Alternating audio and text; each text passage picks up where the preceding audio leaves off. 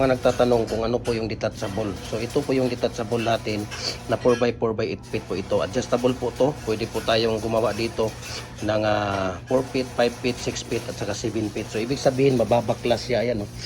Mababaklas siya. Diba? Pwede siyang tanggalin isa-isa. Meron siya dito i-install mo lang siya isa-isa pag gusto nyo gamitin at tanggalin nyo. Ayan, mabilis lang siyang gamitin. Diba? So yan po ang tinatawag natin na detachable na Pins Concrete Post Molder at Dragon Fruit Post Molder. Dual po yan. Okay? So ang tinatawag naman natin dito na PIX, ito po, no? Ito yung PIX natin, 4x4x8 feet din ito. Adjustable din ito. Okay? Pwede kang gumawa dito ng 4, 5, 6, 7 hanggang 8 feet po. Okay? So paras lang sila. So ibig sabihin hindi siya matatanggal, no? PIX po yan, no?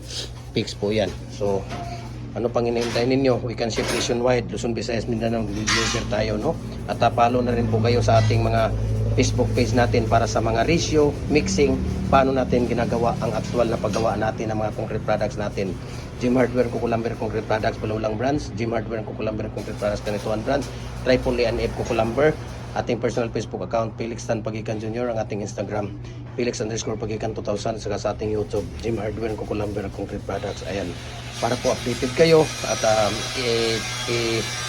i-PM nyo ako at i-share ko sa inyong prices at shipping details. Mabuhay po tayong lahat ng God bless po.